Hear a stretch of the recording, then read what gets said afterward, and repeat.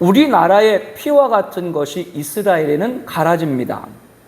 가라지는 밀밭에서 자라는 독보리입니다. 그 열매를 먹으면 구토와 현기증을 일으키게 되죠. 독성이 아주 강한 것입니다. 그런데 이 가라지도 피와 같이 밀과 구분하기가 잘 어려워요. 그래서 종들이 주인에게 뽑아버리자라고 건의를 하죠. 그러나 주인은 가만두어라. 가라지를 뽑다가 곡식까지 뽑을까 염려하노라. 둘 다 추수 때까지 함께 자라게 두라.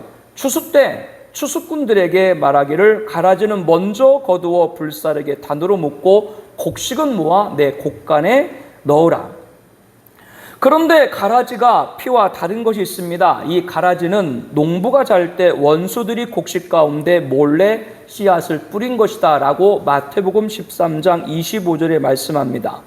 좋은 씨를 뿌린 밭의 농사를 망치기 위해서 악한 자가 고의적으로 가라지를 심어 놓은 거죠. 그래서 가라지가 곡식을 덮고 또 그 열매로 도구로 해함을 받기를 바라는 원수의 악한 마음인 겁니다.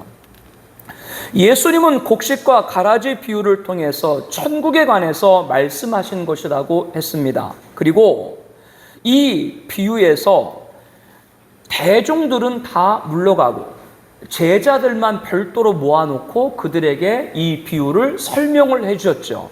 우리 함께 마태복음 13장 36절에서 43절 말씀까지 합독하겠습니다. 37절부터 말씀을 보겠습니다. 이에 예수께서 무리를 떠나사 집에 들어가시니 제자들이 나와 이르되 밭의 가라지의 비유를 우리에게 설명하여 주소서. 말씀 없어요?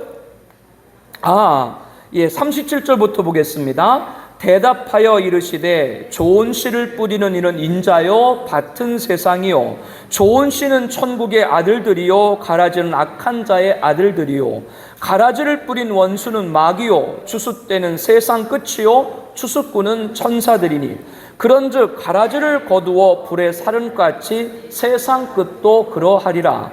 인자가 그 천사들을 보내리니 그들이 그 나라에서 모든 넘어지게 하는 것과 또 불법을 행하는 자들을 거두어내어 풀무불에 던져 넣으리니 거기서 울며 이를 갈게 되리라. 그때 의인들은 자기 아버지 나라에서 해와 같이 빛나리라. 귀 있는 자는 들으라. 예수님은 비유를 설명해 주시면서 좋은 씨를 뿌린 자는 인자 자신이시고 밭은 세상이다 이렇게 말씀을 하시는 것이죠. 그런데 이 세상에는 천국의 아들들만이 사는 것이 아니라 악한 자들의 아들들도 산다라고 하셨습니다. 그러므로 좋은 씨, 곡식인 천국, 즉 이것은 하나님의 아들들을 상징하는 것이고요. 가라지는 악한 자의 아들들을 상징하는 것입니다. 저와 여러분들은 좋은 씨에서 자라서 곡식이 되고 천국에 입성하는 하나님의 아들이 되지만 믿지 않는 자들은 마귀 아들들이죠. 왜 그런가요? 가라지를 뿌리는 원수는 마귀라고 분명히 말씀하고 있기 때문에 그렇습니다. 주인의 명에 의해서 가라지는 곡식과 함께 잘 자라는 것 같지만 이 둘이 갈라지는 것은 언제요? 추수 때입니다. 이제 주인은 종들에게 가라지는 가라지대로 단을 묶고 곡식은 곡식대로 단을 묶으라 라고 명합니다. 그리고 가라지는 가차없이 불살라버리고 곡식은 곡간에 들이게 되죠. 그런데 이 비유 해석을 추수 때는 세상 끝이요 추수꾼은 천사들이니 그런즉 가라지를 거두어 불에 사른같이 세상 끝도 그러하리라. 예수님은 이 비유를 통해서 우리들에게 한 가지 더 중요한 것을 말씀해 주고 계시죠. 세상 끝 종말에 있을 일을 염두에 두고 말씀하고 계시다라고 하는 겁니다. 성도 여러분, 우리가 사는 이 세상은 흔적도 없이 사라질 걸 믿으세요? 시작이 있으면 끝이 있는 것이죠. 지구의 종말에 있을 일에 대해서 예수님께서 말씀을 해주고 계신 것입니다. 그때 좋은 씨, 곡식은 내 곡간 천국에 들어가지만 가라지는 풀무불 던져지게 됩니다. 풀무불은 지옥을 상징하죠. 성도 여러분, 천국과 지옥을 믿습니까? 천국과 지옥은 있습니다. 그런데 여기서 한 가지 더 생각해야 될 것이 있습니다. 추수 때는 곡식과 가라지만을 갈라낸 것으로 끝나는 것이 아니죠. 이제 곡식을 묶은다는 어떻게 해야 돼요? 타작을 해야 합니다. 그것이 우리가 첫 번째 봉독한 본문이죠. 손에 키를 들고 자기의 타작마당을 정하게 하사 알곡은 모아 곡간에 들이고 쭉정이는 꺼지지 않는 불에 태우시리라. 한글의 곡식과 알곡은 영어의 wheat, 헬라어의 시트로 밀이죠. 똑같이 번역을 하고 있습니다. 그런데 영어와 헬라어에는 곡식과 알곡을 구분하는 별도의 단어가 없기 때문에 곡식과 알곡을 똑같이 그렇게 사용을 한 거예요. 그런데 가라지에 관해서는 영어로 잡초를 뜻하는 weed, 헬라어로 독보리 지자니온으로 기록하고 있지만 쭉정이는 영어로 겉껍질, 왕겨 알죠? 왕겨를 뜻하는 자, 헬라어로는 쓸모없는 곡식을 뜻하는 아키로로 말씀하고 있습니다. 그러므로 곡식과 가라지 그리고 알곡과 쭉정이는 전혀 다른 거예요. 곡식과 가라지를 나눈 다음에 곡식을 타작하니까 거기서 뭐로 나뉘는 거예요? 알곡과 쭉정이로 나뉜다라고 하는 것이죠. 저는 논농사뿐 아니라 밭농사도 많이 져봤습니다. 어릴 때 엄마, 아빠 따라다니면서 콩 같은 경우는 추수한 다음 단을 묶어서 집에까지 리어커로 싣고 옵니다. 집 마당이나 길가에 멍석이나 대형 포장을 깔죠. 그리고 그 위에 콩단을 쌓아놓고 도리깨로 사정없이 때립니다. 도리깨 뭔지 아세요? 나 그거 돌리다가 머리를 얼마나 맞았는지 몰라요. 잘못 돌려가지고. 이 같은 탈곡 방법을 오늘 본문에서는 타작마당이다라고 기록을 하고 있죠. 이스라엘은 가라지, 단을 먼저 거둬 불에 태운 다음에 밀단, 이것은 탈곡하기 위해서 땅을 평평하게 골라요. 그래서 그것을 뭐라 그래요? 타작마당이다. 그리고 손에 뭐를 들었어요? 키를 들었다라고 말씀하고 있습니다. 키는 곡식 따위를 담고 까불러서 쭉정이와 건부러기를 불순물을 제거하는 기구를 말하죠. 여기 연세 많으신 분들은 많이 이것을 해보셨을 거예요. 지금은 우리들이 쌀을 먹어도 그냥 씻어서 먹죠. 지금은 탈곡과 정미 작업이 잘 돼서 그런데요. 예전에는 밥을 먹으래도 일일이 다 골라야 됐어요. 왜? 그 안에 돌이며 다른 여러 가지 아까 말한 피 같은 것이 많이 섞여 있기 때문에 그렇습니다. 여러분들 키질 해보시는 분 아는데 키에다가 그 곡식을 놓고 타작한 곡식을 놓고 까불기 시작하면 알곡은 어느 쪽으로 모아져요? 바깥쪽?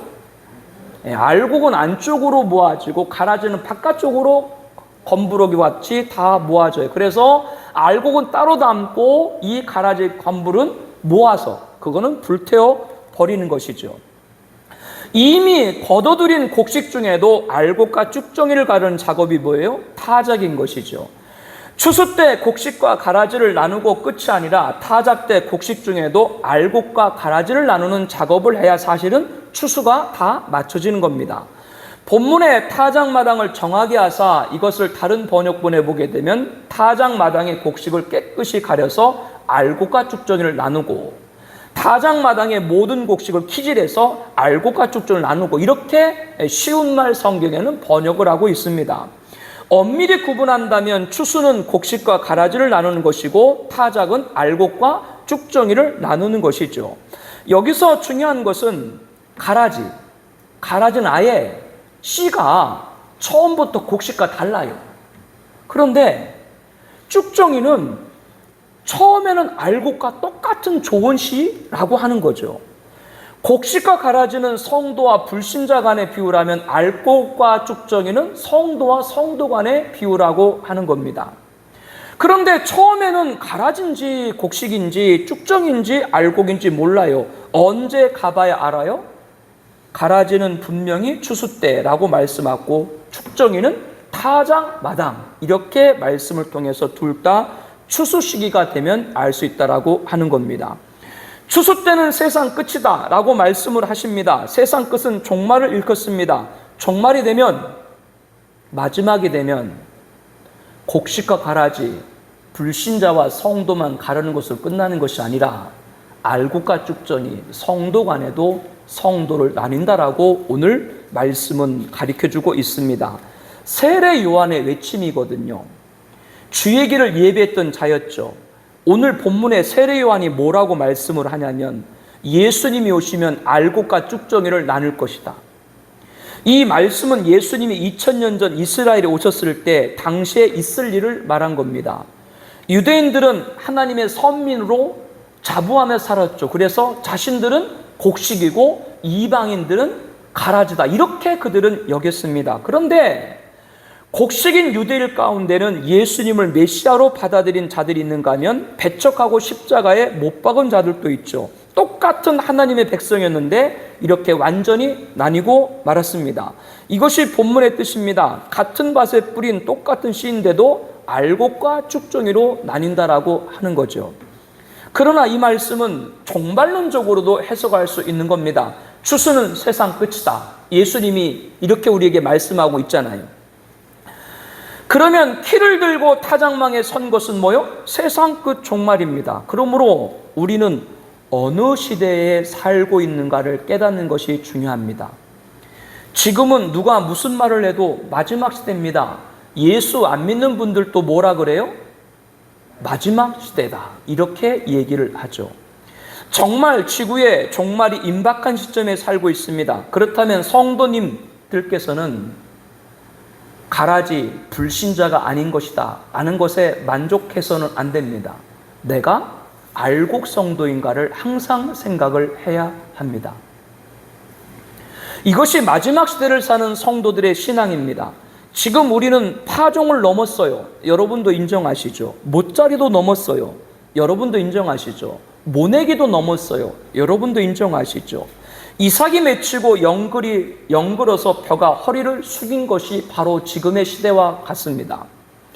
그것도 지난 겁니다. 예수님이 이렇게 말씀했거든요. 너희는 넉 달이 지나야 추수할 때가 이르겠다 하지 아니하였느냐. 그러나 나는 너에게 이르노니 눈을 들어 밭을 보라. 희어져 추수하게 되었도다. 우리가 생각할 때는 아직도 마지막은 좀 많이 남았지 이렇게 생각하는데 주님은 뭐라고 말씀하는 거예요? 아니다, 임박해 있다라고 말씀해주고 있는 것이죠. 예수님은 우리가 생각하는 것보다 훨씬 가까운 종말의 때에 우리가 살고 있다라고 경종을 해주고 계신 겁니다. 마치 도끼가 나무 뿌리에 놓인 것 같이. 왜 도끼를 나무 뿌리에 놓겠어요? 그 나무를 베어버리려고요. 그와 같이 추수꾼이 벼 허리를 잡고, 사람도 어디가 제일 가늘어요? 사람도 어디가 제일 가늘어요? 뭐 거기에 이렇게 비례하지 않는 분들이 계실 줄 몰라도 그래도 이제 허리라고 얘기를 해야 되지. 벼도 허리가 있어요. 벼 벨 때 그냥 베는 게 아니라 허리를 싹 잡아서 지금 어떤 경우에 낫을 그 벼 끝에 갖다 댔다. 이건 뭐예요? 이제 추수. 이것을 오늘 본문의 비유는 종말. 이게 지금 우리의 시대다라고 하는 것이죠. 파종 때라면 싹이 나서 자랄 때라면 이삭이 막 피었을 때라면 상관없지만 추수 때 타작에 가까우면 가까울수록 어떤 일이 벌어지냐? 사정없이 흔듭니다.